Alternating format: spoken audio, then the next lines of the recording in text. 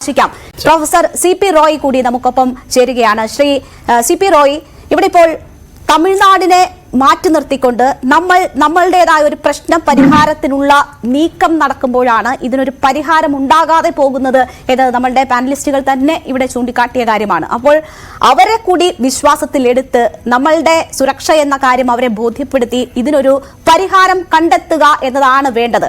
അപ്പോൾ നമ്മുടെ ഭാഗത്ത് നിന്ന് കൂടി കുറച്ച് വിട്ടുവീഴ്ചകൾ നമ്മൾ അല്ലെങ്കിൽ പുതിയ ഡാം എന്ന ഒരു ആ തീരുമാനത്തിൽ ഉറച്ച് ഒക്കെ മുന്നോട്ട് പോയാൽ അത് സാധ്യമല്ലാതെ വരും. അപ്പോൾ നമ്മുടെ ഭാഗത്ത് നിന്നും വിട്ടുവീഴ്ചകൾ വേണ്ടിവരില്ലേ? ഇതിപ്പോ എന്തെങ്കിലും വിട്ടുവീഴ്ചകൾ കൊണ്ടോ അല്ലെങ്കിൽ ചില ത്യാഗങ്ങൾ സഹിച്ചുകൊണ്ടോ ഒന്നും മുല്ലപ്പെരിയാർ പ്രശ്നം അവസാനിപ്പിക്കാൻ പറ്റുന്ന കാര്യമല്ല. ഇപ്പൊ ചർച്ച ചെയ്യുന്നതിനെ കുറിച്ച് ഇവിടെ പലരും സൂചിപ്പിച്ചു. ചർച്ച എന്നത്, തമിഴ്നാടുമായുള്ളൊരു ചർച്ച എന്നത് ഒരിക്കലും അല്ലെങ്കിൽ ഒട്ടും പ്രായോഗികമല്ലാത്തൊരു കാര്യമാണ്. കാരണം അവിടെ ഭരിക്കുന്ന ഗവൺമെന്റുകൾക്ക് വെള്ളത്തിന് വിട്ടുവീഴ്ച ചെയ്തുകൊണ്ടുള്ള ഒരു ചർച്ചയ്ക്ക് അവർക്ക് മുന്നിട്ടിറങ്ങാൻ പറ്റില്ല. ജനങ്ങൾ അത്ര വൈകാരികമായി വെള്ളത്തിന്റെ കാര്യത്തിൽ ഇടപെടുന്ന മനുഷ്യരാണ്. വിവിധ രാഷ്ട്രീയ പാർട്ടികൾ അതിനെ തീർച്ചയായിട്ടും തകിടം മറിക്കാൻ ശ്രമിക്കും. അത് വലിയ ദോഷം ഗവൺമെന്റുകൾക്ക് ഉണ്ടാക്കും എന്നുള്ളത് കൊണ്ട് അത് അവരുടെ രാഷ്ട്രീയ നേട്ടത്തിന് വേണ്ടി മാത്രമുള്ള ഒരു വിഷയമല്ലല്ലോ. നോക്കൂ, നമ്മൾ ഭാവിയിൽ ഉണ്ടാകാൻ പോകുന്ന ഒരു ദുരന്തം അത് മനുഷ്യജീവൻ കവരുമോ എന്ന് ആശങ്കപ്പെടുന്നത് പോലെ തന്നെ അവർക്ക് വെള്ളം ലഭിക്കാതായാൽ ഒരു ഇഞ്ച് മുന്നോട്ട് പോകാൻ കഴിയാത്ത സാഹചര്യം ഉണ്ടാകും, വരൾച്ചയുണ്ടാകും, അവരുടെ എല്ലാ വിധത്തിലുമായിട്ടുള്ള ജീവൽ പ്രശ്നങ്ങൾ അവർ നേരിടേണ്ടി വരും. അത് ഇമ്മീഡിയറ്റ് ആയിട്ട് തന്നെ നമ്മൾ ഭാവിയിൽ ഉണ്ടാകുമെന്ന ഒരു ദുരന്തത്തെ ഭയപ്പെടുമ്പോൾ ഇങ്ങനെയൊക്കെയുള്ള സമീപനം ഉണ്ടായാൽ അവർക്കത് ഇമ്മീഡിയറ്റ് ആയിട്ട് തന്നെ അനുഭവിക്കേണ്ടി വരും. അതൊരു രാഷ്ട്രീയ ലക്ഷ്യം വെച്ചുകൊണ്ടുള്ള പ്രസ്താവനകൾ മാത്രമല്ലല്ലോ. ഞാൻ അതിലേക്ക് തന്നെയാണ് വരുന്നത്. ഒരു കാര്യം മനസ്സിലാക്കണം. 1978 മുല്ലപ്പെരിയാർ ഡാം പരിശോധിച്ച സെൻട്രൽ വാട്ടർ കമ്മീഷൻ 2 സ്റ്റേറ്റുകൾക്കും ഒരു കത്ത് പോലും കൊടുക്കാതെയാണ് മുല്ലപ്പെരിയാർ ഡാമിലെ 15.5 TMC വെള്ളം 10.5 ആക്കിയത്. ആരുടെയും അനുവാദം വാങ്ങിച്ചില്ല. 2 സ്റ്റേറ്റുകൾക്കും ഒരു കത്തയച്ചില്ല. 2 സ്റ്റേറ്റിനോടും പറഞ്ഞിരുന്നു മുല്ലപ്പെരിയാർ ഡാമിലെ ജലനിരപ്പ് താഴ്ത്തണം, താഴ്ത്താതെ ഈ പ്രശ്നം തീരുകയില്ല എന്നുള്ള കാര്യം. അതിനുശേഷം അറ്റകുറ്റപ്പണി തുടങ്ങുകയാണ് സെൻട്രൽ വാട്ടർ കമ്മീഷൻ എന്ന് പ്രഖ്യാപിച്ചു. ഓർക്കണം, 15.5 TMC വെള്ളം 10.5 ആക്കി എന്ന് പറയുമ്പോൾ മുല്ലപ്പെരിയാർ ഡാമിലെ ജലനിരപ്പ് 1/3 കുറച്ചു. തമിഴ്നാടിൽ ലഭിച്ചിരുന്ന ജലലഭ്യത 1/3 കുറഞ്ഞു.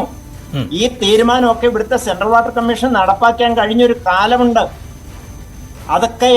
അതൊക്കെ ഇന്നത് വീണ്ടും പ്രസക്തമാകുന്നുണ്ട്. തീരുമാനങ്ങൾ എടുക്കാനുള്ള അവകാശങ്ങളുള്ള ബോഡിയൊക്കെ ഈ രാജ്യത്തുണ്ട്. ഇത് മുന്നിട്ടിറങ്ങണമെങ്കിൽ തീർച്ചയായിട്ടും ഭരണകൂടങ്ങളുടെ കൂടെ ചില അനുകൂലമായ നിലപാടുകൾ ഉണ്ടാവേണ്ടതുണ്ട് എന്നുള്ളൊരു വസ്തുതയാണ്. ഞാനത് ഇല്ല എന്ന് പറയുന്നില്ല.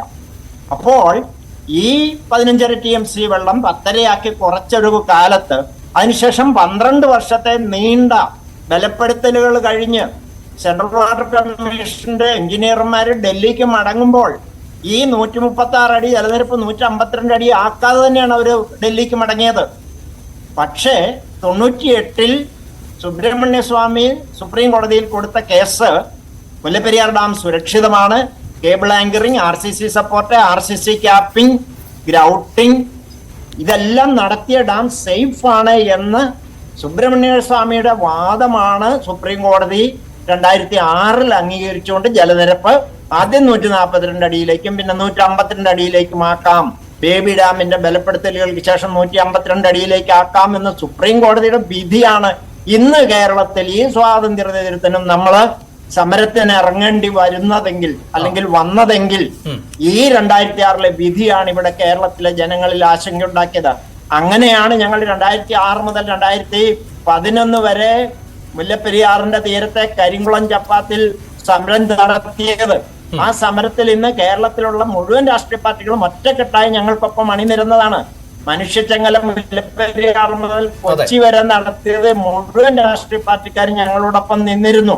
തീർച്ചയായിട്ടും ഇതൊരു പരിഹാരമില്ലാത്ത കാര്യമാണെന്നോ ഇതിനൊരു തീരുമാനം എടുക്കാൻ പറ്റിയ ഒരു ബോഡി ഈ രാജ്യത്തില്ലെന്നോ ഇതൊരു ജനാധിപത്യ രാജ്യമാണ്. ഇവിടെ അത്തരത്തിലുള്ള ബോഡികളുണ്ട്, അത്തരത്തിലുള്ള കമ്മിറ്റികളുണ്ട്, തീരുമാനമെടുക്കാൻ അധികാരമുള്ള ആളുകളുണ്ട്. സെക്കൻഡ് ഡാം എന്ന് നമ്മൾ പറയുന്നത്, അതിനെ ഗവൺമെന്റ് അതിൽ നിന്ന് പിന്മാറുന്നത് ഇതൊരു ശുദ്ധ തട്ടിപ്പാണ്.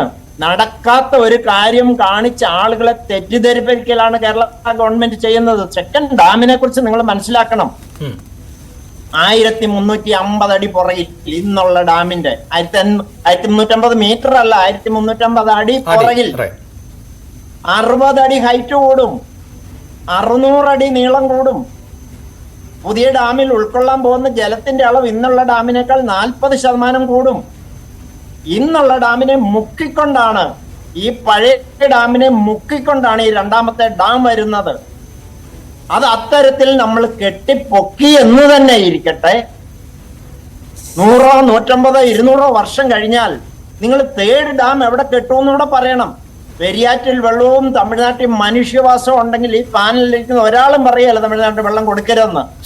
നിങ്ങൾ ഈ തേർഡ് ഡാം എവിടെ കെട്ടുമെന്നൂടെ കേരള ഗവൺമെന്റ് പറയണം. ഇതാണ് തമിഴ്നാടിന്റെ ആശങ്ക. അവർക്ക് വെള്ളം കിട്ടിയേ മതിയാകൂ. തീർച്ചയായും അത്തരം ആശങ്കകൾ പരിഹരിച്ചുകൊണ്ട് മാത്രമേ മുന്നോട്ട് പോകാൻ പറ്റൂ എന്നുള്ളതാണ്. നമുക്ക് വിശദമായി തന്നെ വരാം വളരെ പെട്ടെന്ന് ഇടവേളയ്ക്ക് ശേഷം.